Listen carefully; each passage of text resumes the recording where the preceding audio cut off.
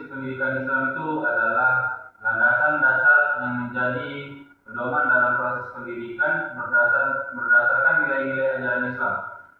Prinsip ini bersumber dari Al-Quran, hadis, serta pemikiran para ulama yang bertujuan untuk membentuk manusia seutuhnya atau insan kamil, baik secara intelektual, spiritual, moral, dan sosial. Oke, baik. Berarti prinsip pendidikan Islam ini terkait dengan Al-Quran dan juga hadis. Ya, terkait dengan Al-Quran dan hadis. Berarti untuk membentuk salah satunya itu moral. Moral itu kan perilaku. Nah, bagaimana menurut saudara Julian ini agar perilaku, apalagi di zaman sekarang nih Kak, di zaman sekarang ini perilaku itu banyak yang amburadul lah. Bagaimana kita sebagai orang tua lah misalnya mendidik anak kita supaya dia lebih semangat dan membaca Al-Quran misalnya atau hadis. Itu bagaimana? Caranya itu Mungkin bisa didengarkan murotal, bisa murotal mungkin. Berarti masukkan anak ke TPA gitu ya. Boleh. Berarti begini teman-teman, cara agar anak kita bisa semangat dalam mempelajari Al-Quran. Lalu kemudian mengapa pendidikan Islam itu tidak hanya mendekatkan aspek kognitif, tapi juga akhlak. Itu tadi yang kita bahas. Bagaimana caranya itu? Soalnya itu kan prinsip-prinsip itu dia kognitif. Nah, bagaimana prinsip tersebut itu bisa menerapkan akhlak? Jawaban itu karena dalam Islam ilmu tanpa akhlak dapat menimbulkan kerusakan. Pendidikan Islam mengatakan bahwa tujuan utama ilmu adalah mendekatkan diri kepada Allah dan membawa kemaslahatan bagi manusia. Oleh sebab itu, pembentukan akhlak menjadi prinsip utama agar ilmu yang dimiliki digunakan secara bertanggung jawab. Berarti agar ilmu itu kan juga penting tentang akhlak. Seperti yang teman-teman tahu itu dan Muhammad itu juga dunia itu untuk menyempurnakan akhlak manusia. Agar manusia itu berakhlak mulia dan juga dapat berilmu mengikuti Nabi Muhammad Sallallahu Alaihi Wasallam. Nah, pertanyaan selanjutnya nih, apa makna prinsip tauhid dalam pendidikan Islam? Prinsip tauhid. Prinsip tauhid dalam pendidikan Islam itu adalah menempatkan Allah sebagai pusat seluruh aktivitas pendidikan. Artinya itu proses belajar mengajar tidak hanya bertujuan meraih prestasi duniawi, tapi juga bernilai ibadah. Prinsip ini membentuk kesadaran bahwa ilmu adalah amanah dari Allah dan harus digunakan sebagai dengan nilai-nilai ketuhanan. Nah, ini.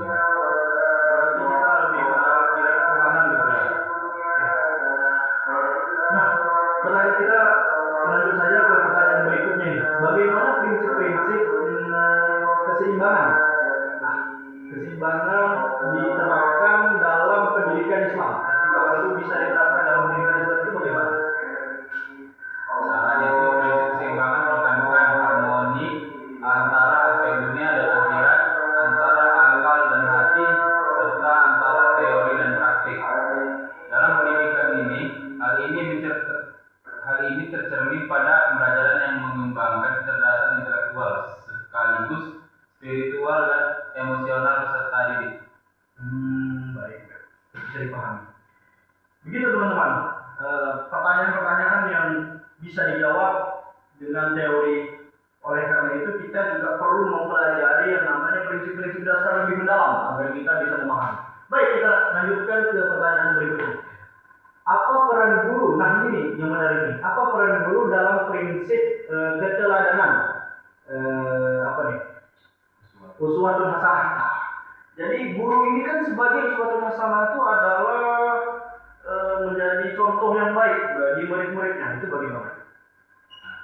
Dalam pendidikan Islam itu guru bukan hanya menyampaikan materi, tetapi juga teladan bagi peserta didik. Sikap, ucapan, dan perilaku guru menjadi contoh nilai-nilai nyata Islam. Prinsip teladan ini sangat efektif karena peserta didik belajar bukan hanya dari apa yang diajarkan, tetapi juga apa yang dicontohkan. Oke. Nah, teman-teman, seperti yang kita ketahui itu guru itu sangat berperan penting kepada muridnya. Seperti murid ini juga perlu yang namanya contoh. Karena apalagi mulai dari kelas 1 SD, 2 SD itu perlu yang namanya itu contoh yang baik. Ketika gurunya sering berinfak nih, ketika guru nih setiap Jumat itu kan ada infak nih, keliling. Nah, sebisa mungkin sebagai guru infaklah agar anak-anak merasa tertarik untuk melakukan tersebut. Itulah fungsi dari guru sebagai suatu hasanah, sebagai contoh yang baik. Nah, juga bisa dengan contoh lain yang sering diterapkan itu membuang sampah. Jangan hanya menyuruh murid itu membuang sampah. Nah, buang sampah nak, tapi ikutlah kita sebagai guru buang sampah pada tempatnya agar murid tertarik dan lebih semangat lagi untuk melaksanakan tugasnya dan menjadi contoh yang baik pada masa depan. Nah, bagaimana prinsip keteladanan yang bertanggung jawab dipahami dalam pendidikan Islam? Prinsip Rama menekankan bahwa proses pendidikan harus dilakukan dengan kelembutan dan kasih sayang, bukan paksaan atau kekerasan. Dengan pendekatan ini, peserta didik merasa aman dan dihargai, termotivasi untuk belajar, sehingga potensi mereka dapat berkembang secara optimal. Berarti dengan cara itu murid itu dapat termotivasi dengan lebih semangat lagi berarti ya. Oke. Baik, kami lanjutkan ke pertanyaan berikutnya. Apa tujuan akhir pendidikan Islam menurut prinsip-prinsipnya? Tujuan akhir pendidikan Islam itu adalah membentuk insan yang beriman, berilmu, dan berakhlak mulia, serta mampu menjalankan perannya sebagai hamba Allah dan khalifah di muka bumi. Dengan demikian, pendidikan Islam tidak hanya menghasilkan manusia yang cerdas, tapi juga manusia yang bermanfaat bagi masyarakat. Oke. Tujuan akhir pendidikan Islam. Ya. Seperti yang teman-teman ketahui, tujuan akhirnya itu menjadi apa tadi? Menjadi contoh yang baik lah gitu ya, lebih tepatnya yang bermanfaat bagi yang bermanfaat. Kita sebagai masyarakat itu harus bermanfaat dengan satu sama lain. Bermanfaatnya seperti apa? Janganlah hanya menjadi sampah masyarakat. Dengan cara kita ketika panggilan azan itu marilah kita sama-sama ajak masyarakat untuk melaksanakan sholat agar terlihat atau lebih tepatnya menjadi masyarakat yang baik dan juga bermanfaat bagi masyarakat lain. Ketika masyarakat juga memiliki pekerjaan nih, nah, ajaklah masyarakat tersebut. Ketika masyarakat tersebut memiliki masalah, sebisa mungkin kita sebagai tetangganya itu membantu masyarakat tersebut agar masyarakat tersebut bisa merasa manfaat dari kita sebagai tetangga, yaitu bermusyawarah bersama tetangga dan juga orang-orang sekeliling kita. Nah, saudara Junet, ini kita tidak terasa sudah 10 menit podcast kita. Mudah-mudahan bermanfaat bagi teman-teman yang mendengarkan dan juga diberikan ilmu yang bermanfaat, singkat, padat, dan juga melekat. Iman didapat, ilmu didapat, iman melekat, bermanfaat di masyarakat, serta selamat dunia dan juga di akhirat. Amin amin ya rabbal alamin.